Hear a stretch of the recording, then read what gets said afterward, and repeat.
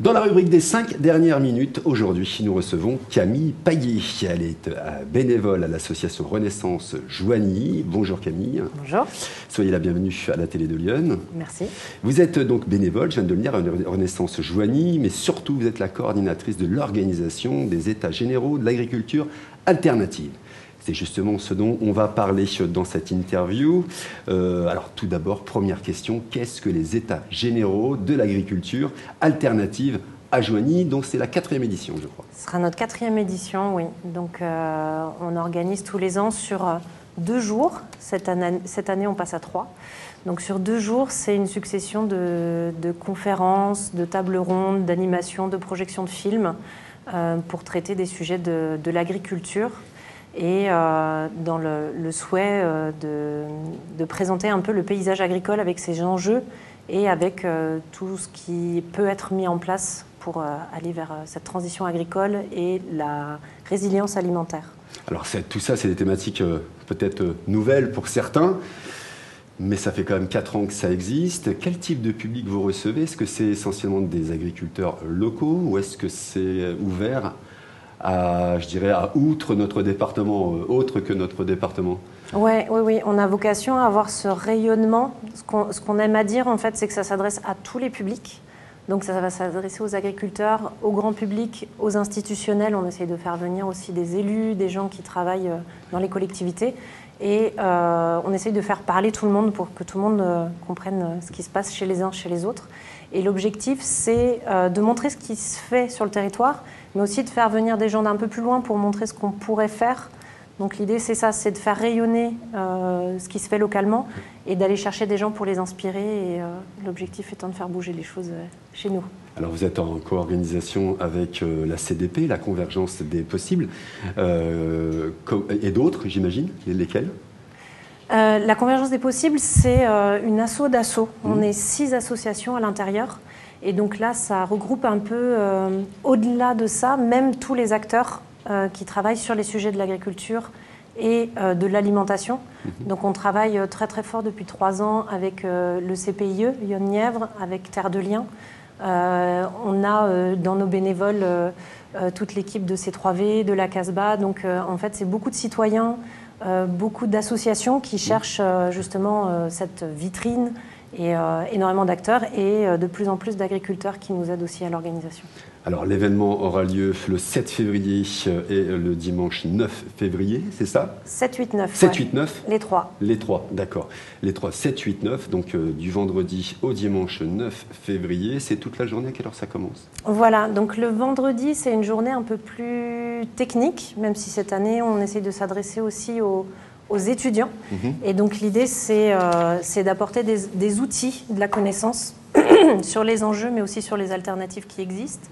Donc ça, c'est le vendredi, ça commence à 9h et on termine toujours par une petite animation, donc une conférence le soir, une conférence gesticulée le soir. Et ça se passe, je crois, à la salle de Bussy tous les ans. Ouais. De Joigny, une magnifique salle en plus. Pourquoi avoir rajouté alternatif à l'agriculture? Qu'est-ce qui diffère l'agriculture classique à celle alternative? C'est quoi? C'est pour que les gens puissent bien comprendre. Et moi, en premier. Oui, c'est qu'on a quand même vocation à éclairer sur d'autres façons de faire et sur le fait qu'il n'y a pas une solution. C'est pour ça qu'on parle des agricultures. Et l'idée, c'est de se dire comment est-ce qu'on peut faire autrement, comment est-ce qu'on s'adapte. Donc c'est vraiment en rapport au changement actuel. Donc l'idée, c'est pas forcément de faire le salon de l'agriculture, c'est pas forcément de parler de pratiques ancrées, mais plutôt de se remettre en question, d'essayer de remettre en question et en tout cas de visibiliser ce qui existe comme une autre façon de faire et de s'adapter. Et surtout, j'ai envie de dire, une grosse part, c'est un état des lieux et présentation de la situation. C'est-à-dire qu'on explique aussi au grand public comme quoi, quels sont les enjeux auxquels font face les agriculteurs aujourd'hui. Et après, derrière, on essaye de montrer ceux qui font des expériences, des tests et de valoriser tout ce qui est fait dans ce sens-là. Et ce qui marche comme ce qui ne marche pas. Voilà, l'idée, c'est l'état des terres, de penser voilà, vraiment problématiques et solutions et qu'est-ce qui existe. Alors aujourd'hui, on sait que c'est très compliqué pour les agriculteurs, avec un grand A, je dirais. Comment vous allez, est-ce que ça va résonner justement pendant ces états généraux? Est-ce que ça va résonner? Est-ce qu'il ne va pas y avoir un mouvement d'agriculteurs qui va venir justement pousser la chansonnette, si je puis dire? C'était déjà le cas l'année dernière. Et ça va être tous les ans comme ça, je pense, maintenant. Et en fait, finalement, ça offre un peu une tribune pour discuter, pour rendre ça visible. On l'a vu, il y a le souhait aussi des agriculteurs de s'adresser au grand public. Là, c'est le souhait aussi du grand public et des citoyens de montrer qu'on est prêt aussi à soutenir et à mettre de l'énergie là. Et ça offre vraiment une tribune à tous les acteurs. Donc finalement, c'est vraiment un lieu d'échange et de dialogue. On n'a jamais eu de tension parce que justement, c'est vraiment l'endroit pour discuter et ça, on en est très fiers. Alors, je ne veux pas ramener là-dedans un élément politique, mais c'est quand même l'Europe qui décide aujourd'hui. Ouais. C'est peut-être justement une problématique parce que localement, vous proposez une alternative. Est-ce que ça, par exemple, l'Europe l'entend? Puisqu'on sait que notre gouvernement entend un peu, pas beaucoup, mais on sait surtout que c'est Bruxelles où ça décide, quoi. Donc c'est un peu notre envie, c'est qu'on va vraiment aussi essayer de présenter vraiment dans cette partie état des lieux qu'est-ce qui se passe. On aura même cette année une présentation un peu d'une fresque historique de tout ce qui s'est passé sur le territoire ces dernières années, ces dernières décennies, sur ce genre de décision, comment ça a impacté notre territoire. Et l'idée, c'est vraiment d'outiller. On a des acteurs, des spécialistes qui vont venir faire des recommandations, mais nous, l'idée, c'est vraiment d'outiller un maximum les gens pour qu'ils comprennent les enjeux qu'il y a et qu'ils soient capables de comprendre aussi ce qui se passe chez les agriculteurs et qu'ils puissent trouver des moyens, donc aussi un peu de mise en action, de les soutenir. D'où l'intérêt d'inviter des élus pour qu'ils puissent refaire remonter les initiatives locales. C'est un petit peu ça l'idée. Ouais. Vous allez projeter également des films. Alors les films sont... Voilà, quels vont être les films qui vont être projetés? Alors là, justement, on va décider aujourd'hui entre deux films. Donc je ne vais pas me prononcer. Voilà. Et là-dessus, on va avoir une conférence présentée par un pédologue de l'INRAE qui s'appelle Conférence en sol majeur. Donc ça va parler du sol, c'est une de nos problématiques cœur pour le vendredi, l'eau et le sol. Et donc il y a une conférence le vendredi soir sur cette thématique. Ouais. Ça c'est l'animation du vendredi soir, le film ce sera plutôt normalement le samedi. D'accord, voilà. Très bien. Combien de films vont être projetés, un seul? Un, peut-être deux. Parce que justement, si on n'arrive pas à se décider, on fera les deux. On fera les deux, comme ça il n'y aura pas de problème. Voilà. Justement, quels sont les défis majeurs, puisqu'on en parlait tout à l'heure, auxquels les agriculteurs alternatifs sont confrontés aujourd'hui? On essaye de rendre visibles les problématiques qui sont sur le territoire et d'aller un peu plus loin, évidemment. Mais ce qui revient depuis 3 ans à notre table, par exemple, c'est évidemment le vieillissement de la population agricole, l'extension, c'est-à-dire que quand les gens partent à la retraite, les domaines grandissent, les exploitations grandissent. Et donc, du coup, il y a une problématique autour de réinventer la transmission et l'installation des agriculteurs. Comment on fait pour ne pas forcément partir sur de l'agrandissement et faciliter l'installation et le renouvellement de la population avec ses départs en retraite. Ça veut dire que c'est de moins en moins de famille en famille, puisque généralement c'était de père en fils ou de père en fille. Oui, ça c'est la problématique de la transmission. De moins en moins, les enfants d'agriculteurs veulent y aller. Il y a cette perception du métier et puis il y a aussi des nouveaux, des gens qui ne sont pas issus de familles agricoles et qui veulent s'installer et qui du coup ne sont pas forcément sur un terrain facile. Donc voilà, on essaye de mettre en lumière tous les modèles. Ça va être d'ailleurs le thème du vendredi matin et ce sera présenté par des étudiants de la MFR et de la Brosse qui vont nous présenter les différents parcours agricoles. Très bien, pour l'installation. Des partenaires solides. Voilà, c'est et important. On va même aller un peu plus loin avec Terre de Liens qui va nous présenter une nouvelle façon d'envisager l'installation avec les communs fonciers. Donc c'est finalement une nouvelle façon de s'organiser en collectif.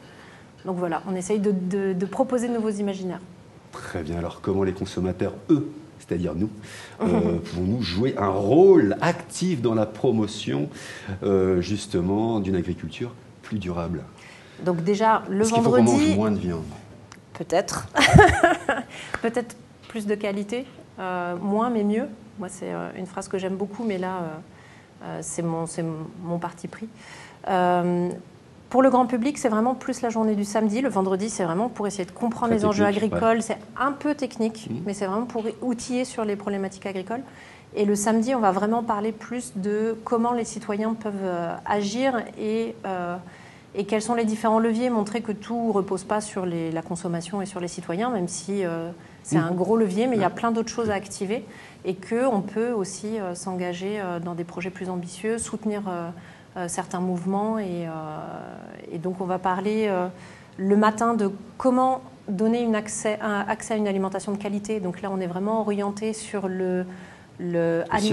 l'accès, mais aussi des projets de type de sécurité sociale alimentaire. Donc là, il y en a un en expérimentation porté par la CDP, par exemple.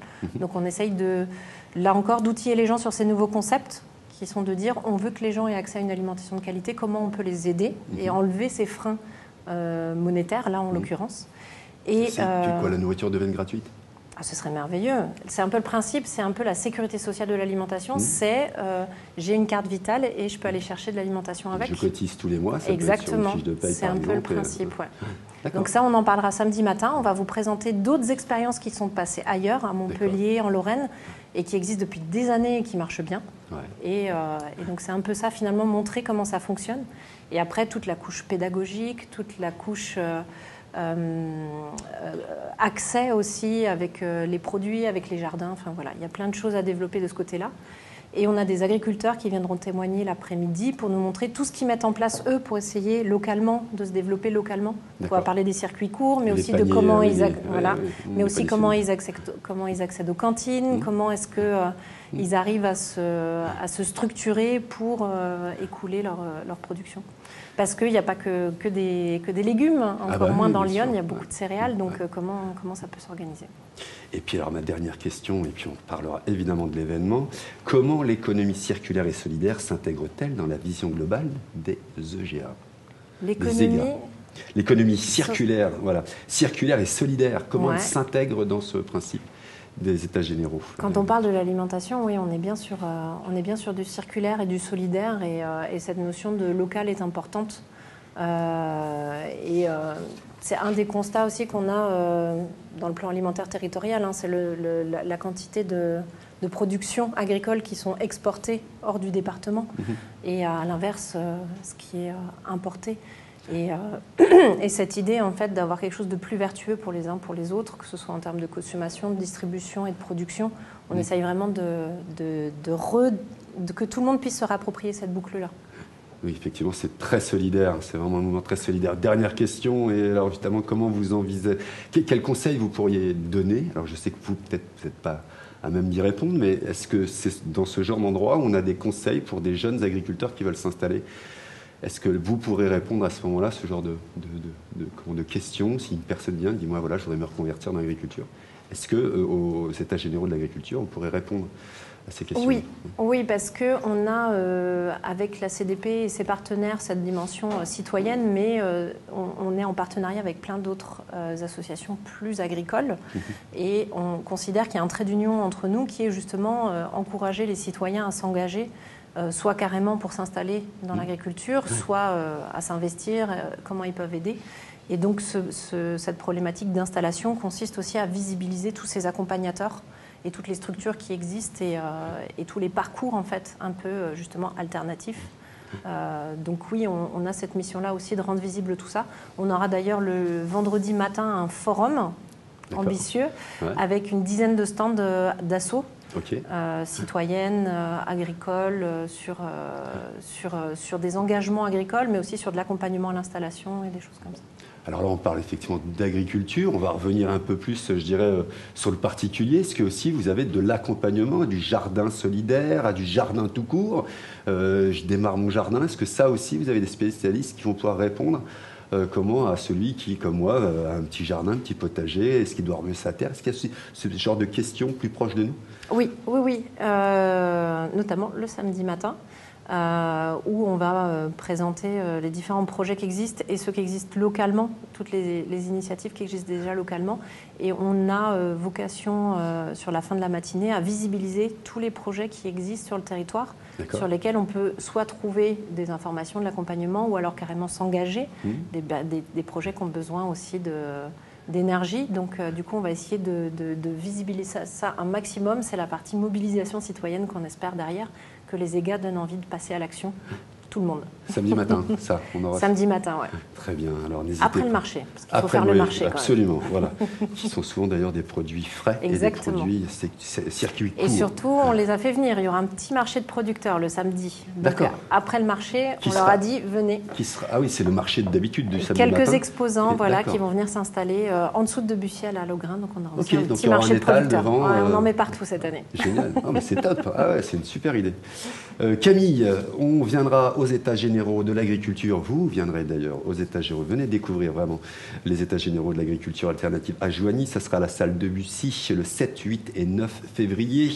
Toute la journée, ça démarre à 9h ou 10h, pardon, à 10h le matin, je crois. Ah, 9h le vendredi, voilà, et 10h le samedi. Voilà, donc venez à partir de 9h, comme ça vous serez à l'heure. C'est mieux. Alors il y a une participation, évidemment, pour les 3 jours, il y a un pass de 25 €. Et oui, puisque vous avez des spécialistes en face de vous. Et puis je pense que vous repartez rarement les mains vides. En général, il y a toujours des choses qu'on vous fait découvrir, goûter, etc. Et puis 10 € pour un jour. Donc n'hésitez pas, je vous rappelle que c'est l'association Renaissance Joigny qui a lancé ce mouvement-là et qui est appuyé par la CDP, Convergence des Possibles, qui regroupe effectivement 6 structures. Et puis c'est un mouvement extrêmement solidaire, riche, pour les avoir autour ici tout le temps, les voir, etc. Donc bravo à vous pour ce que vous faites et n'hésitez pas, vous, voilà, qui nous regardez en ce moment même, à vous poser la question de qu'est-ce que c'est que ça. Eh bien, allez voir le 7, 8, 9 février, à partir de 9h, les États généraux de l'agriculture alternative. Est-ce qu'il y a des choses que vous vouliez rajouter, Camille, avant qu'on se sépare ? J'allais dire que la CDP aura un stand, justement. Donc, voilà, et venez comprendre qui est la CDP, ce qu'elle fait, ce qu'elle propose. Est-ce que si vous avez du temps, vous aussi, à donner, c'est aussi beaucoup de bénévoles que l'on recherche, justement, pour permettre ces projets de voir le jour. On parlait tout à l'heure d'énergie, et c'est l'énergie, c'est forcément l'humain. Et on a besoin, voilà, effectivement, d'humains pour pouvoir réaliser tous ces projets. Merci beaucoup, Camille Payet. Merci. Voilà, merci à vous. C'est tout pour les 5 dernières minutes.